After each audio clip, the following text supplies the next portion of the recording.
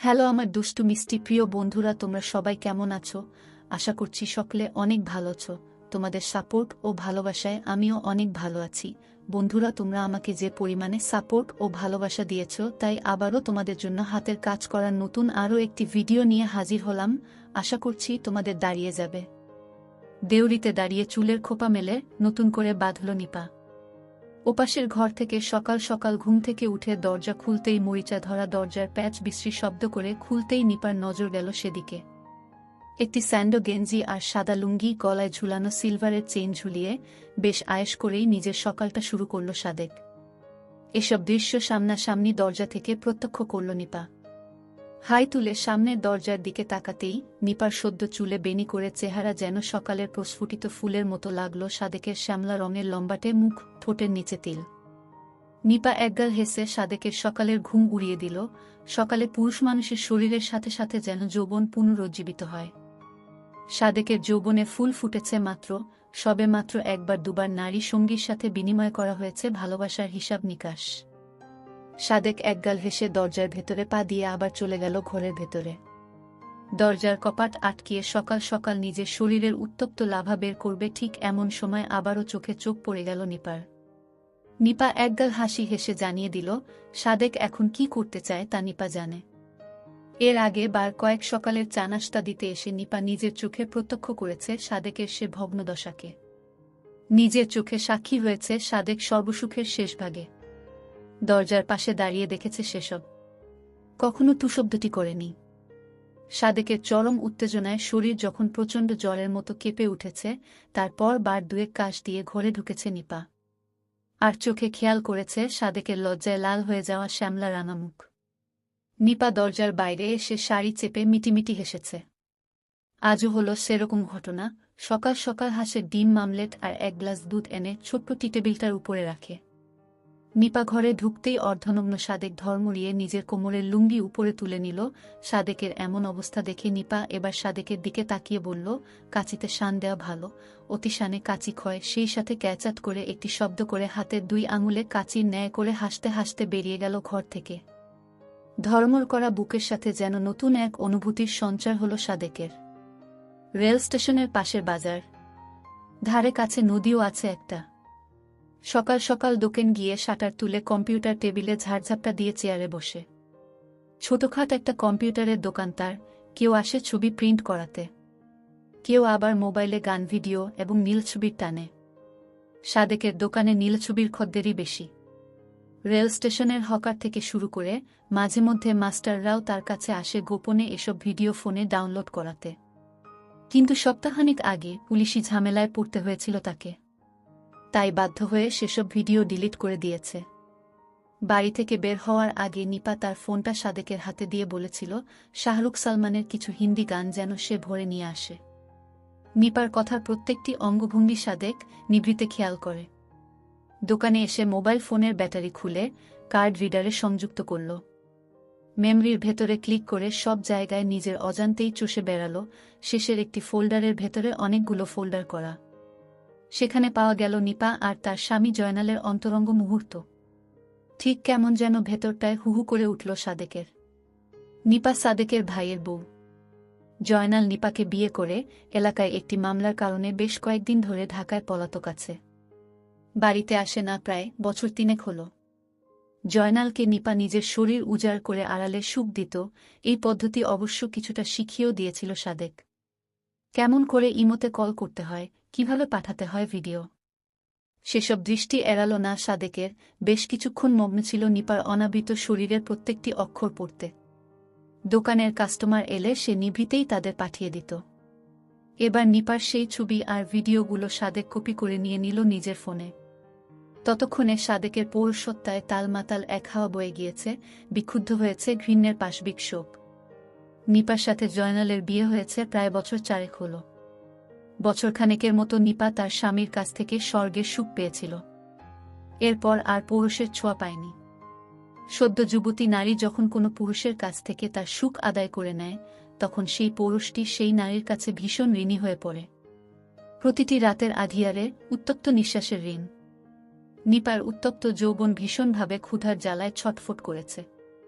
সে বারবার চেয়েছে সাদেকের আশপাশ দিয়ে হেঁটে সাদেকের কাছ থেকে একটু পরম সুখ আদায় করে নিতে, কিন্তু সাদেক নিপাকে সেই সুযোগ দেয়নি। বরাবর নিপাকে দেখেছে বড় ভাইয়ের স্ত্রী হিসেবে, কিন্তু হতভাগা জয়নাল যে খপ্পরে পড়েছে তাতে বছর দুয়েকের মধ্যে সে বাড়িতে ফিরতে পারে কি না কে জানে। ভাদ্রের ব্যবসা গরম, উত্তপ্ত রোদে পথঘাট ভেজা মুক্তোর মতো সাদা হয়ে আছে। সাদেক সেদিন দুপুরে বাড়িতে ফিরে গোসল সেরে এসে দেখল নিপা দাঁড়িয়েছে তার দরজার চৌকাঠে।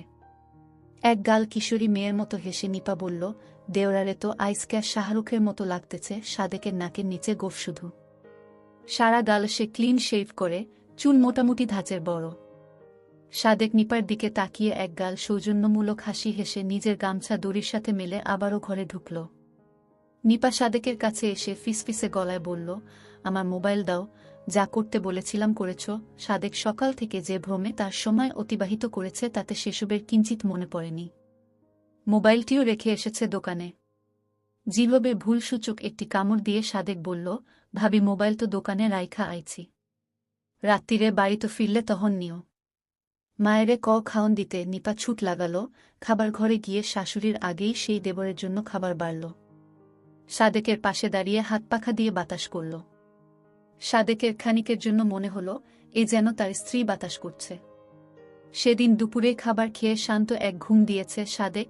ঘুম থেকে উঠে দেখে ফ্যাল ফ্যাল করে তাকিয়ে আছে নিপা।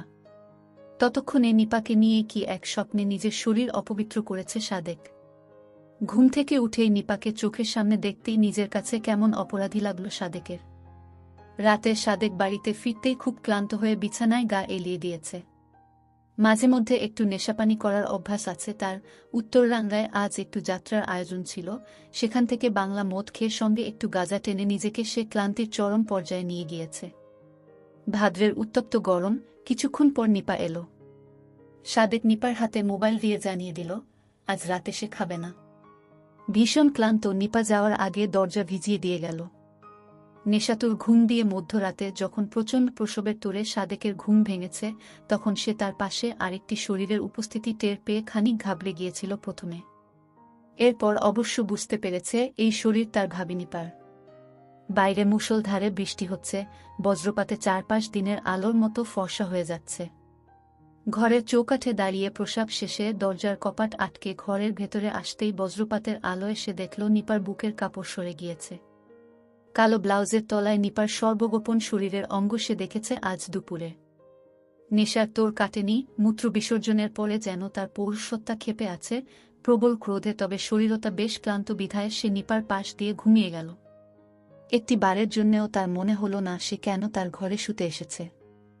বৃষ্টিস্নাত রাতে সদ্য মাসিক পেরোনো নিপার কামনা ক্রোধ উত্তপ্ত হয়ে উঠেছে। সে পরম সুখে কাতর হতে চায়। ঘুমের ঘুরে সাদেক বার কয়েক তার শরীরে হাত দিয়েছে। পাশ ফিরে শুয়েছে। নিপাও সাদেকের উল্টো দিকে শুয়ে গায়ে কথা দিয়েছে। সাদেকের পৌরুষদণ্ডের স্পর্শের সাথে শিহরিত স্পর্শে নিপার শরীর থেকে পরম পারদের গার মিশ্রণ লেপ্টে দিয়েছে সব। সে চায় সাদেকের ভীষণ কাম ক্ষুধায়, তাই দুপুরেই টোপ দিয়েছিল সাদেককে। সাদেক সেই টোপ গিললেও নেশাতুর ঘুমে বিভোর। নিপা এই সুযোগ কাজে লাগাল। মৃতদেহের মতো সাদেকের শরীর সমান করে সাদেকের উপরে বসে চাপল। আজ রাতে সে মহারানী, ঘোড়ার উপর চেপে শান্তির চরম উদ্ভ্রান্ত সুখের ক্ষুধায় সে নিজেকে ভিজিয়ে দিচ্ছে প্রতিটি মুহূর্তে। সাদেক কিছুই টের পাচ্ছে না। সাদেকের শরীরের জুড়ো বুনো শুয়োরের মতো চষে বেড়াল। বজ্রপাতের প্রতিটি শব্দের মতো নিজের শরীরকে বার কয়েক দোলাল চরম ক্ষুধায়। এরপর বিকট শব্দে হল বজ্রপাত। জলাশয়ের পানির ঢেউয়ে ভেসে গেল উলুবন। সেই বনের চরম ক্ষুধার্ত প্রাণীর মতো নিজেকে সাদেকের উপরেই ঢেলে দিল নিপা। নিজের শরীরের স্পর্শ রক্তের গরম স্রোত অনুভব করল। শেষ রাতে যখন সাদেকের ঘুম আবারও ভাঙল, তখন সাদেক দেখল সে অর্ধনগ্ন, তাকে জড়িয়ে ধরে শুয়ে আছে নিপা। এমন বিশ্রী কাণ্ড দেখে মেজাজ চটে গেল। সেই সাথে লুঙ্গি মাখামাখি হয়েছে চরম কামনার রসে। সে উঠে লুঙ্গি বদল করে ঘরের ভেতরেই আরেকটি স্টিক ধরিয়ে আবারও বিছানায় গা এলিয়ে দিল। পরদিন দুপুরে দোকান থেকে আসতেই সাদেক জানল তাকে ঢাকায় যেতে হবে। শুধু তাই নয়, সঙ্গে নিপাকেও নিতে হবে। বিকেলে ট্রেন ধরে রাতে গিয়ে ঢাকায় পৌঁছাবে তারা। ঢাকায় থাকে নিপার স্বামী জয়নাল। নিপাকে সাথে নিয়ে কয়েকদিন জয়নালের কাছ থেকে ঘুরে আসবে। নিপা ব্যাগ গুছিয়ে রেডি হলো। সূর্য যখন ঢলে পড়ে ভাব তখন ঘর থেকে বেরিয়ে স্টেশনের দিকে রওনা করল তারা। সারা পথ নিপা সাদেকের কাঁধে মাথা দিয়ে ঘুমিয়েছে। এতে সাদেকের প্রথম দিকে অসহ্য লাগলেও পরে মানিয়ে নিয়েছে। রাত 11টার দিকে তারা পৌঁছায় ঢাকায়। সেখানে তাদের জন্য আগে থেকেই অপেক্ষা করছিল জয়নাল। সিএনজি চেপে জয়নালের সাথে তারা চলে গেল জয়নালের ঘরে। মোড়ের মাথা থেকে ডাস্টবিনের পচা গন্ধ পেরিয়ে সরু একটি রাস্তা ধরে তারা জয়নালের ঘর পেল। এখানে আলো বাতাস নেই। জানলা খুললেও পাশের বিল্ডিং উঁচু হওয়ায় তা দিয়ে বাতাস ঢোকার কোনো বালাই নেই। হাত মুখ ধুয়ে মোড়ের দোকান থেকে আনা বিরিয়ানি খেয়ে জয়নাল পড়ে গেল দ্বিধায়। এ ঘরে খাট মাত্র একটা, মেঝেতেও জায়গা নেই, একটি মাত্র মশারি। বউ আসবে সেটা ভেবে তার আরেকটা মশারি কেনার দরকার ছিল, কিন্তু মশারি কিনে যে টানাবে সেই দুটো মশারি টানানোরই কোনো জায়গা নেই তার ঘরে। দীর্ঘদিন পরে স্বামী স্ত্রী এক হয়েছে যখন তখন এ রাতটি নিঃসন্দেহ বাসরাতের তুলনায় কম নয়। সাদেক এই ভেবে বিছানায় গা এলিয়ে দিয়েছে। ঢাকায় রাত হয় না। রাস্তা থেকে সারা রাত সিএনজি কিংবা রিকশার আওয়াজ ভেসে আসে। এতে ঘুম হয় না সাদেকের। এর চেয়ে ভালো ছিল দুইটা স্টিক নিয়ে আসা, টেনে এসে নিরিবিলি শুয়ে থাকত। কিন্তু স্টিক আনলেই বা কি, ধরানোর জায়গা নেই। ট্রেনে জার্নি করেছে দেখে মাথা ব্যথা করছে, এদিকে ঘুমও আসছে না। রাত গভীর হয়, একটু তন্দ্রাচ্ছন্ন হয়েছে সাদেকের মধ্যেই খাটের দুলুনিতে ঘুম ভেঙে যায়। সে বুঝতে পারে তার পাশে কি চলছে। দীর্ঘক্ষণ এক জায়গায় কুঁজো হয়ে শুয়ে থাকার কারণে তার সে পাশ ব্যথা হয়ে উঠেছে। ওপাশ ফিরতে পারছে না, তাও কিছুক্ষণ পর ওপাশ ফিরল। শ্যাওলা শহরের আধিয়ারে দুই নরনারী মেতেছে কামনার চরম উত্তেজনায়। মেয়েটি ইচ্ছে করেই তার নিঃশ্বাস চেপে রাখছে। কিছুক্ষণ পর আবার চুমুর শব্দে উত্তেজনার শীতকার হাসিতে মেতে উঠেছে পুরনো ঘরের দেয়াল। ব্যবসা গরমের সাথে খাট দুলুনিতে এই আধিয়ারে নিজেকে বড় পাষাণ মনে হচ্ছে সাদেকের। নরনারীর নগ্ন খেলা শেষ হলে চোখ খুলে সাদেক, নিপার শরীর পুরোটা উলঙ্গ। জয়নাল ওপাশ ফিরে শুয়ে আছে কোনোরকম লুঙ্গিতে গিট দিয়ে। নিপা কোনো মতে পা জামা পরে চোখ পিট করে সেসবের প্রত্যেকটি দৃশ্য এতক্ষণ বিলেছে সাদেক। গভীর রাত, ব্যবসা গরমের নাজেহাল অবস্থা। জয়নাল ওপাশ ফিরলে সাদেকের শরীরে হাত রাখে নিপা। খানিকের জন্য সে ভুলে যায় তার পাশে শোয়া আছে তার স্বামী জয়নাল। এভাবেই কাটে একটি রাত। সে রাতে একটুও ঘুম হয় না কারো। সকালে প্রচণ্ড মূত্রবেগে চোখ খুলতেই সাদেক দেখে এই ঘরের ভেতরে শুধু সাদেক আর নিপা। নিপা ওপাশ ফিরে বক্ষবন্ধনীর হুক লাগাচ্ছে। সাদেক উঠে বসে। সাদেকের দিকে নিপা ফিরতেই আচমকা ভয় পেয়ে হুক ছেড়ে দেয়। অনাবৃত বক্ষবন্ধনীহীন নিপার শ্যামলা গায়ের সব থেকে আকর্ষণীয় জিনিসের দিকে সাদেক চোখ দেয়। এ জিনিস অবশ্য সে কদিন আগেই আবিষ্কার করেছে নিপার মোবাইলে। সে সকালে নিপাকে এমন দেখে সাদেক খানিক লজ্জা পেয়ে বসে। উঠে বাথরুমে বেদম জোরে মূত্র বিসর্জন শেষে ঘরে এসে একটা সিগারেট ধরায়। নিপা কাছে এগিয়ে আসে সাদেকের। সাদেক নিপাকে পাত্তা দেয় না।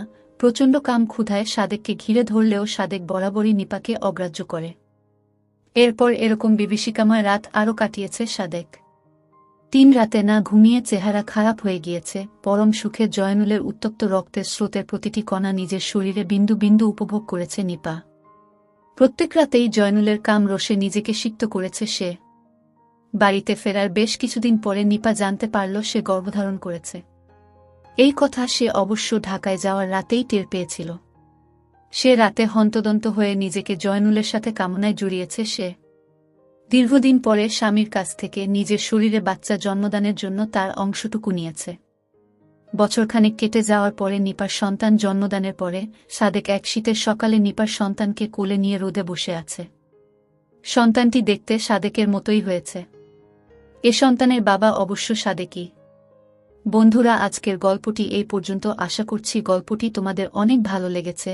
ভালো লাগলে অবশ্যই চ্যানেলটিকে সাবস্ক্রাইব এবং ভিডিওটিতে লাইক করতে ভুলবেন না। ভালো থাকবেন সবাই। কথা হবে পরবর্তী নতুন ভিডিওতে। Bye bye.